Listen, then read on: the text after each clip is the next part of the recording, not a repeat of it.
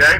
The reason it moved was because the devil came in, but he was, as he always is, amen, if you read into the Bible, a day late and a dollar short, amen? So he came in here, and the revival had already spread to other churches and other regions and going into other colonies at that time and then states later.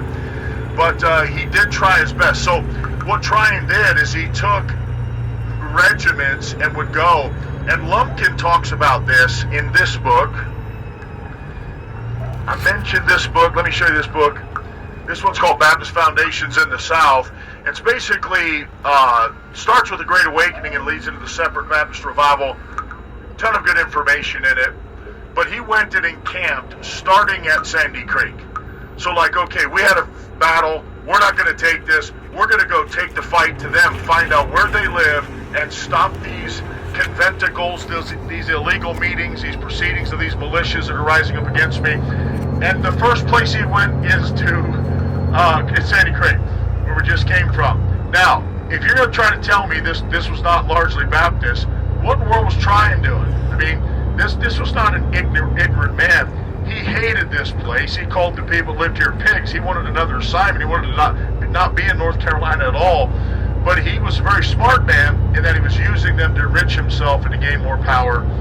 But he parks at Sandy Creek, and then he goes to several other Baptist churches. And Jersey Settlement is where we were there. If you just went on west about an hour, you would hit Jersey Settlement, a little place called Lexington, North Carolina, kind of out in the countryside, is where Jersey Settlement Church is. And anyway, there was a guy there by the name of Benjamin Merrill. And Benjamin Merrill was actually a big part of the Regulator movement, but in his barn at night, they would be stamping out ammunition and boring out gun barrels to make weapons for the war. So what I'm trying to tell you is, now think with me for a minute. This started 10 years before the Revolution, came to a head at Alamance 5 years in May 21st or 26th, I think it was, 1771, is when the Battle of Alamance Creek took place. So you're talking 1776. So I was talking to Brother Davis last night. You ask historians, especially historians of the Revolution, the Southern arm of the Revolution, all that.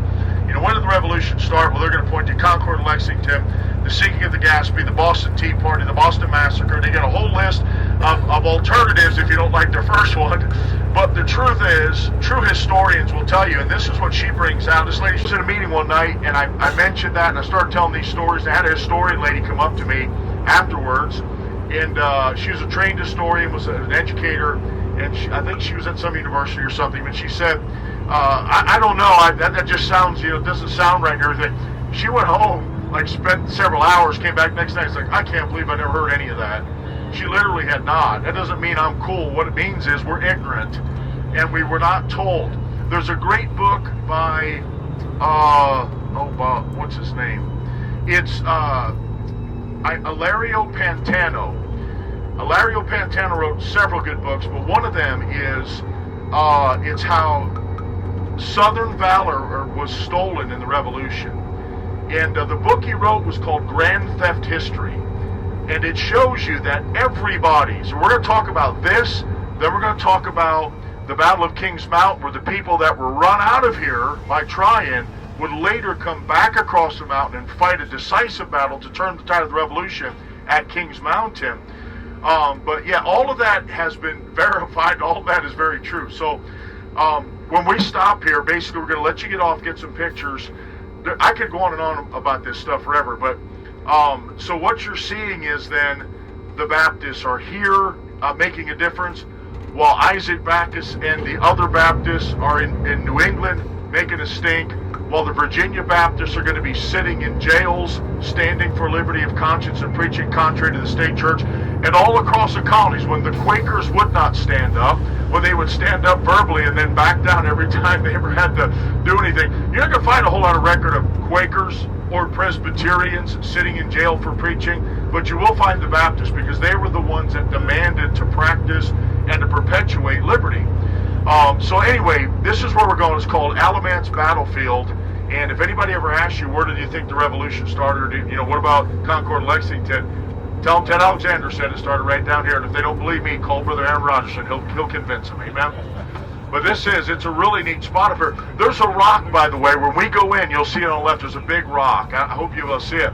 One man stood behind that rock and picked off several of them from behind the rock that's there. That's pretty neat. And on the right-hand side, there's markers. And then where the battle actually took place, you'll see the flags for it. So there's all kinds of stuff they build up here. One of the problems of this place is like a problem with a lot of places. If we go in there and watch a video, you're going to want to fight somebody. Because the regulators, these guys were a bunch of drunks slopping beer around at the pub. And they were just a bunch of rabble-rousers going against the great governor, because you don't go against government. And guess who puts these places together? The government does. I'm sorry, folks. We faced it in the State House there in Providence, Rhode Island, where they told us that the king wrote the charter. When a Baptist preacher wrote one of the greatest pieces of documents that ever existed on the planet.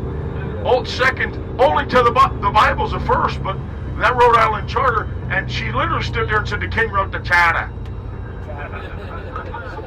And everybody's looking at me. Like my kids used to look at me and some preacher and say something stupid. Aren't you going to say something, Dad? No, I'm going to just let it be stupid. So eventually I did confront her. We went in, me and my attorney, Dr. Terry Lee Hamilton.